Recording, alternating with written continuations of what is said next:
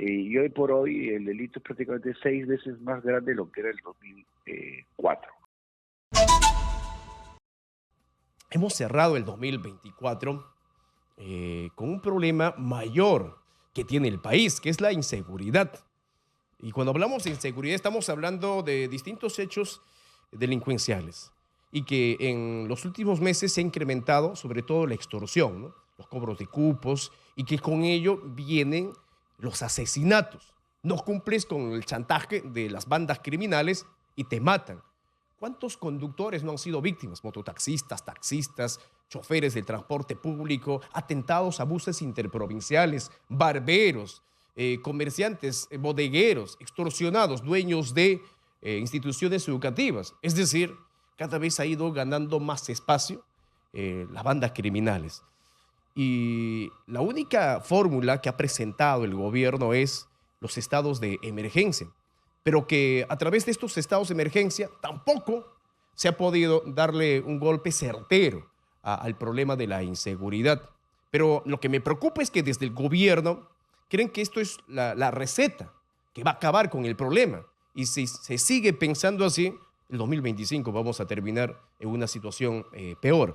Vamos a conversar con Luis Herrera. Él ha sido jefe del Gabinete de Asesores del Ministerio del Interior sobre los retos y desafíos en la lucha contra la delincuencia. Señora Herrera, feliz año. Gracias por atendernos hoy. Muy buenos días. Buenos días, señor Miranda. Feliz año para usted y para todos sus oyentes. A ver, ¿por qué hemos cerrado así con este problema de la inseguridad campeante, de la inseguridad creciente en la capital y en tantas regiones del país? ¿Se trata de incapacidad? O sea, ¿el gobierno no sabe cómo resolver este problema? ¿Cuál es la razón? Sí. Mire, en primer lugar, cerramos con el delito con una tendencia creciente porque es una tendencia que viene marcándose así en los últimos 20 años. Desde el 2004 para adelante, el delito ha ido creciendo de manera permanente y sostenible, salvo con la brecha del año de la pandemia, y hoy por hoy el delito es prácticamente 6 veces más grande de lo que era el 2004. ¿No? Y esto producto principalmente a 4 grandes razones: el continuo crecimiento de los mercados ilegales, ¿no? La ineficiencia y corrupción de la parte del Estado, el crecimiento de la pobreza y el crecimiento de la impunidad, ¿no? Son 4 grandes variables que explican por qué crece el delito. Entonces, en los últimos 20 años los gobiernos han ido perdiendo capacidad de poder implementar una política de lucha contra el delito eficiente por la introducción de lo que se conoce como el modelo garantista, ¿no? En los últimos 20 años esa balanza entre el ciudadano y entre los derechos del ciudadano y los derechos del delincuente han ido siempre en beneficio de los derechos del delincuente, y eso ha generado, pues, como digo, este crecimiento del sentimiento de impunidad, que no es otra cosa que fortalecer a la delincuencia. Ajá. Y no solamente pues nos estamos refiriendo al delincuente de a pie, al que roba un celular, al que entra a robar una casa, ¿no? Sí, también nos referimos obviamente a la gran corrupción, ¿no? Todo lo cual, pues, cuando un delincuente ve, pues, que hay un corrupto que ha recibido, pues, coimas y no va preso y pasan años y no es juzgado, lo único que dice, pues, oye, si él pudo, yo por qué no. La única diferencia es que él sale a robar a la calle, ¿no? Entonces, ese es el contexto general. Ahora, el gobierno ha tenido una estrategia. Este tema de los estados de emergencia no es nuevo ni es inventado, pues el gobierno ya ha venido de tiempo atrás.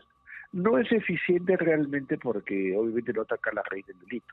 Es simplemente acciones momentáneas, normalmente de contención, en determinadas zonas geográficas, de desplegar personal policial y militar, y que dura pues lo que dura la presencia del personal militar y policial en la zona, ¿no? Pero como digo, no ataca la raíz porque primero no estamos haciendo realmente una labor de inteligencia de fondo, ni tampoco estamos haciendo una actividad de investigación criminal de fondo, para lo cual obviamente falta y se tiene que realizar una fuerte inversión. Ya, pero es decir, no estamos aplicando como se debe el estado de emergencia, ¿no? Porque un estado de emergencia se percibe, se visualiza, se siente. y uno sale a las calles de los distritos declarados en estado de emergencia y no percibes esa medida. Lo que sucede, yo mirando es que, o sea, ¿qué cosa implica un estado de emergencia? Un estado de emergencia implica la reducción de una serie de derechos, ¿no? Ciudadanos para que la policía pueda actuar en la lucha contra el delito. ¿Cuáles son estos, por ejemplo? Inviolabilidad del domicilio, ¿no? Quiere decir que si nosotros hacemos un estado de emergencia en el distrito X, se entiende que lo que tiene que haber es actividades previas de inteligencia para identificar dónde están las zonas delictivas, dónde están ubicadas las bandas y entrar a golpear, entrar a romper, como se dice. Cuando no se hace eso, sino que por el contrario utilizamos la fuerza para salir a desplegar operativos de la calle, para hacer verificación de identidad y todo, entonces le hemos quitado pues sentido al estado de emergencia. O sea, el estado de emergencia no se utiliza para poder hacer patrullaje en calle. El estado de emergencia se utiliza, como su nombre lo indica, para que la policía actúe en una acción de emergencia a luchar de manera contra el delito, entrando como por ejemplo a romper pues la puerta de un domicilio porque ha identificado. Pero donde se debe de tener además el apoyo de los militares. Y no vemos ese apoyo fuerte, o sea, no vemos que las calles de los distritos estén militarizados o militarizadas. Lo que pasa para los que hemos vivido, siempre digo que nosotros como país no tenemos nada que envidiarle a nadie, no tenemos nada que aprender de nadie en el extranjero respecto a acciones de lucha contra el delito. La acción militar, ¿no? Por ejemplo, como era en los 90, que salían, pues, la Marina tenía la zona Tiburón, todo el Callao, Ventanilla, y usted veía, pues, lo que le llamaban los grupos móviles, ¿no? Todos los días salían a patrullar y habían contingentes de personal permanente. Pero era parte de una estrategia global, era parte de toda una doctrina de lucha. Hoy día no hay eso. Hoy día, como le digo, a diferencia de los 90, ya tenemos un modelo garantista donde obviamente el personal militar que sale a realizar actividades muy puntuales, principalmente lo que se llama protección de activos críticos nacionales. Ajá. Estaciones de tren, ¿no? Entidades públicas. El personal militar no va a entrar a hacer actividades como lo que puede pensar el público en general, de que va a entrar a intervenir a civiles. No lo va a hacer porque hace 20 años ya cambió la doctrina, ya cambiaron lo que se llama las reglas de enfrentamiento. O sea, y esas son disposiciones que son aprobadas por resolución ministerial, tanto al Ministerio Interior como al Ministerio de Defensa, que hoy día, ¿qué es lo que dicen? El personal militar tiene que utilizar equipamiento antipuñaladas. Tengo que haber sido rebasado o tengo que ser amenazado directamente para que el personal militar pueda actuar. O sea, las reglas no son las mismas de las que teníamos hace 25 años, ¿no? Esas son las cosas. Mire, el gobierno tiene grandes retos para este 2025, ¿no? Si queremos cambiar las cosas. Ahora, pero usted nos habla cómo el problema ha ido creciendo desde hace 20 años para llegar a lo que hoy está soportando el Perú, el problema de la inseguridad. La responsabilidad, entonces, es de todos los que han estado en el gobierno hace 20 años, pero la responsabilidad hoy es del gobierno de turno y también de este Congreso, porque han hecho una serie de cosas en favor de la delincuencia. Por ejemplo, derogando leyes o cambiando el concepto de la organización criminal, derogando ahora último la detención preliminar en casos de no flagrancia y que termina favoreciendo la impunidad, que termina favoreciendo a las bandas delincuenciales.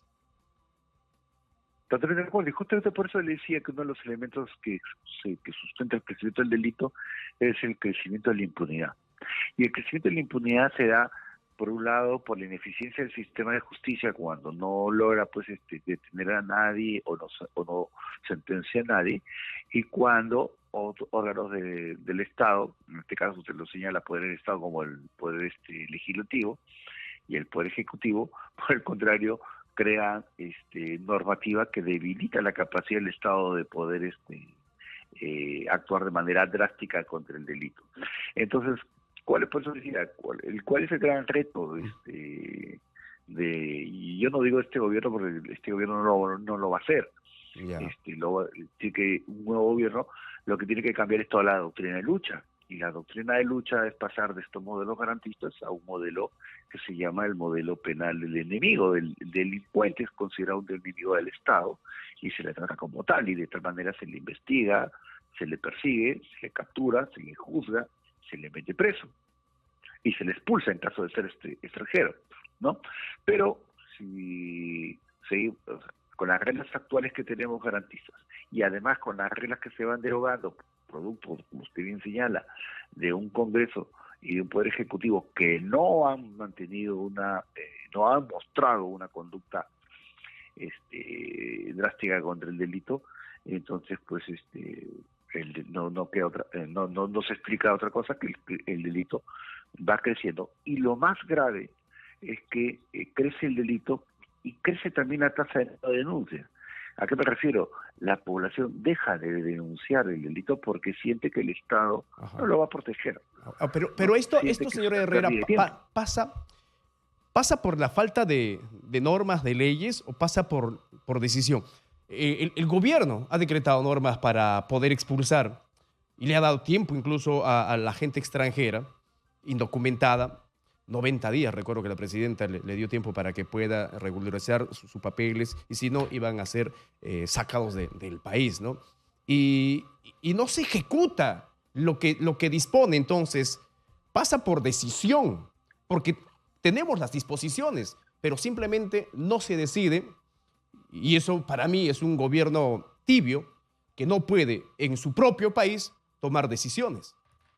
Pero lo que usted dice es cierto, pues justamente lo que estamos señalando. O sea, el cambio de doctrina aquí implica, fundamentalmente implica una decisión política.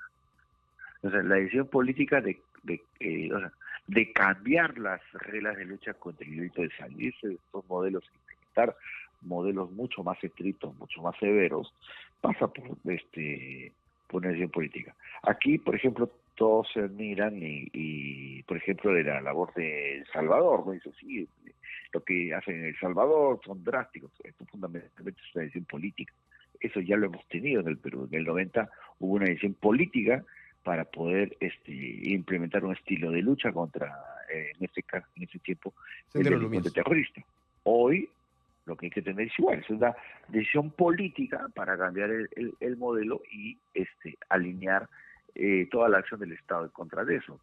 Pero para eso primero lo que hay que hacer es tomar la decisión política, convocar a los actores correspondientes, manejar la data real y dejar después de manosear y fortalecer la policía, ¿no? Uh-huh.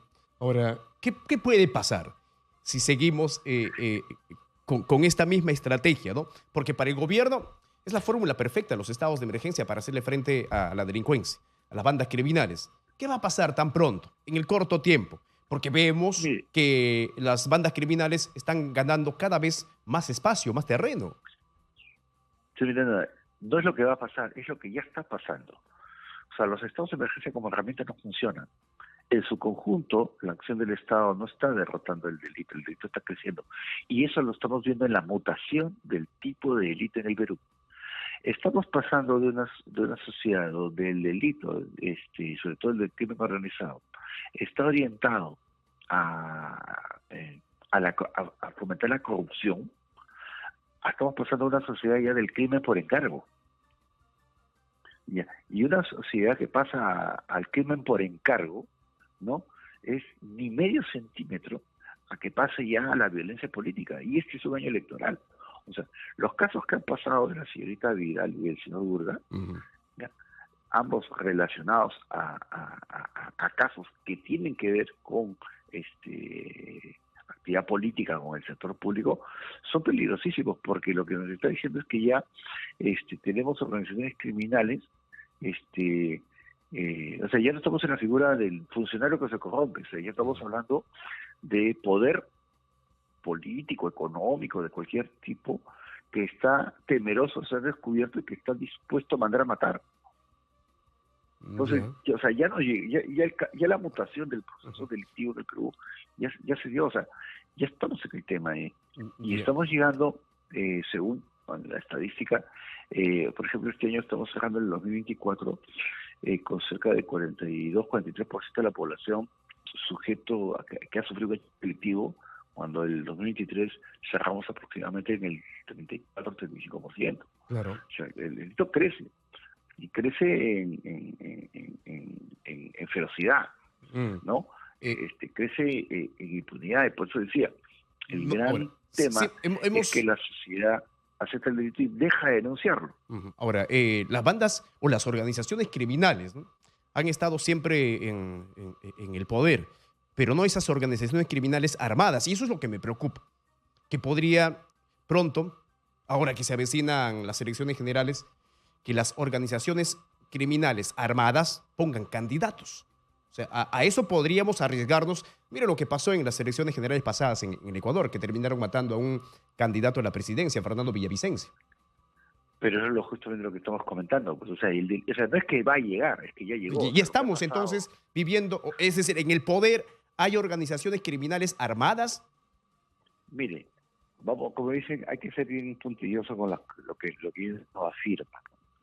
O sea, los estudios desde hace 10 años atrás, por ejemplo, el Centro PR a nivel Latinoamérica dice que el riesgo más grande en toda Latinoamérica es la penetración del crimen organizado.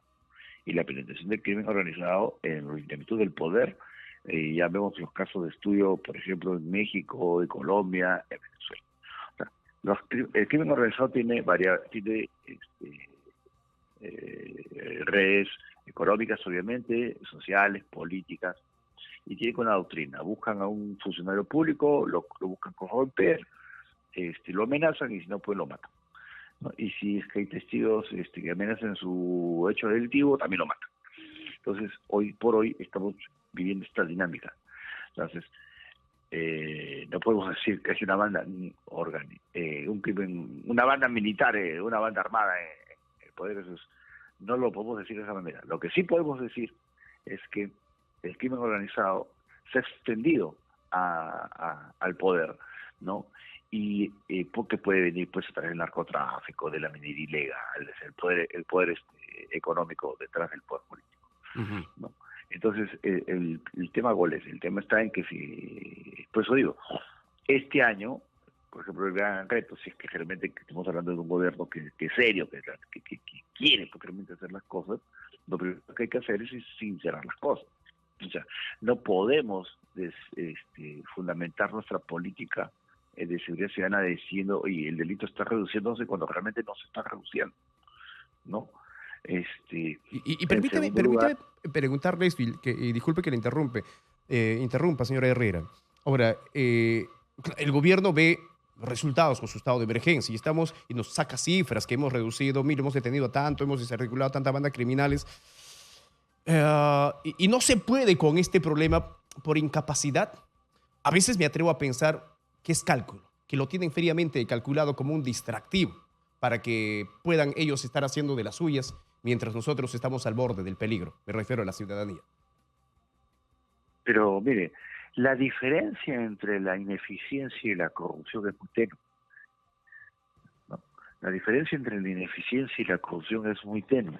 Podemos pensar muchas cosas porque a veces a cualquier persona razonable dice, oye, pero ¿realmente estas cosas son así? Entonces, hay que ser, pues, y eso pasa por un gobierno pues que tenga fortaleza, ¿no? Un gobierno de las características actuales,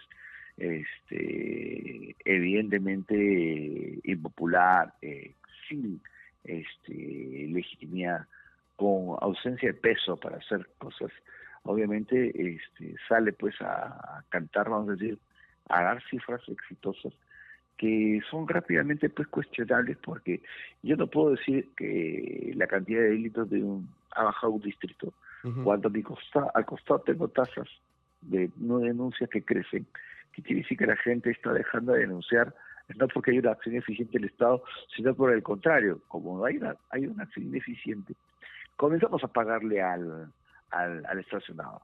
O sea, el tema de la estación en el transporte, en las bodegas, en